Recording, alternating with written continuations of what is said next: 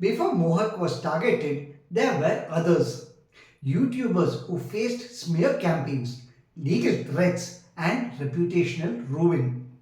Today, we dig into the untold stories. What really happened before the ANI versus Mohak storm? But more importantly, what can you learn from this? In case tomorrow it's your voice that is under attack. This is not just about cancel culture. This is about fear. Fear of speaking up, fear of being falsely accused, and fear of losing everything you built online. So today we are uncovering who else ANI and similar outlets have gone after, what happened to them, what legal rights creators have and don't, and how can you protect yourself online and legally. Stay till the end because the last case will change how you view online freedom forever. You might know Mohak from Soch by Mohak, recently in the spotlight for a viral ANI report labeling his content anti-national. But rewind a bit. This isn't the first time ANI or certain aligned outlets have spotlighted YouTubers in a negative light. Remember Dhruv, Rathee, Akash Banerjee from the Deshbhakt, RJ Ronak's content being spun out of context. In all these cases, a pattern emerges. Selective quoting, rapid amplification, and public vilification. But what happens behind the scenes? That's where the legal and emotional toll begins. Let's talk about how YouTubers get targeted and why it's not always defamation or fact checking. Sometimes it's about control. FIRs under IPC sections like 124A, Sedition, although declared dormant by the Supreme Court in SG Wombakere versus Union of India in 2022. Local police still cite it in complaints. Section 295A, hurting religious sentiments, vaguely defined and widely misused.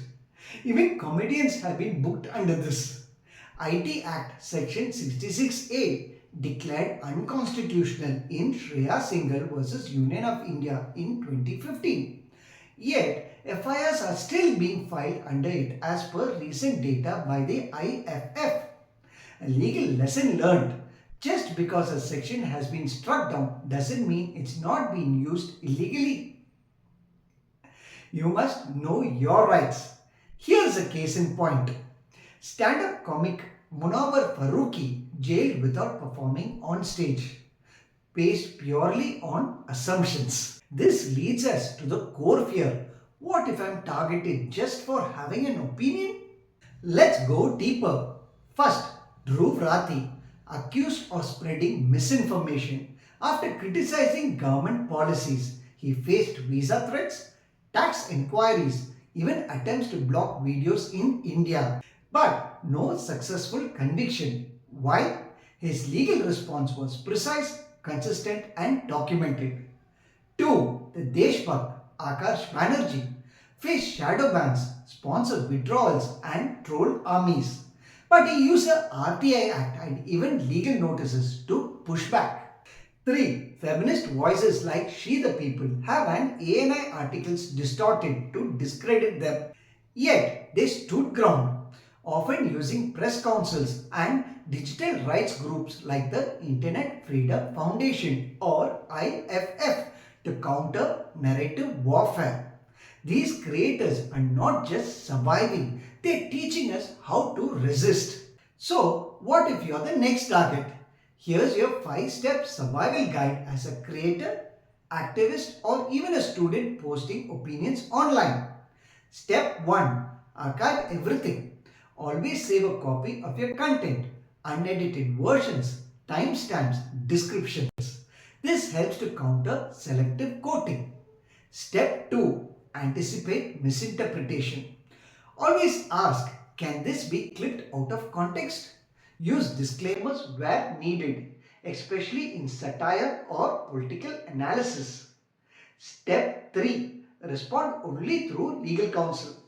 Do not respond emotionally or online if you are targeted. Take advice from a lawyer.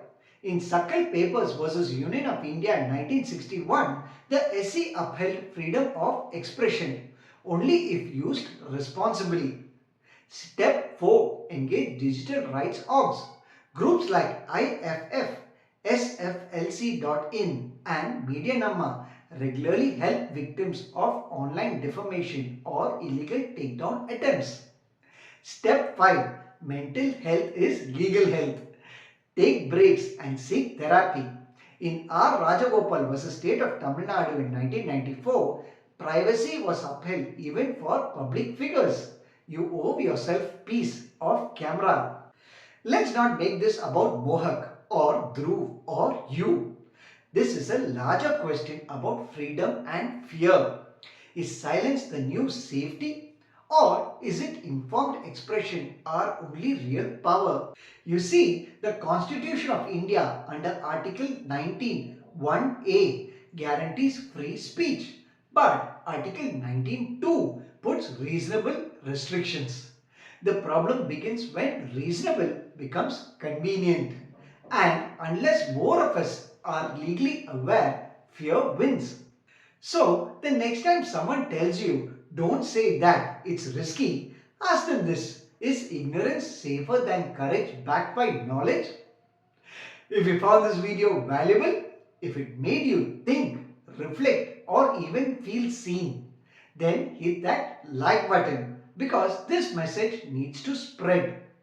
Subscribe for more legally informed, emotionally honest content. Comment below, have you ever felt afraid to post anything online? Let's build a community that knows their rights and stand by each other. And share this video because the more we talk, the harder it becomes to silence us. Take care. Bye.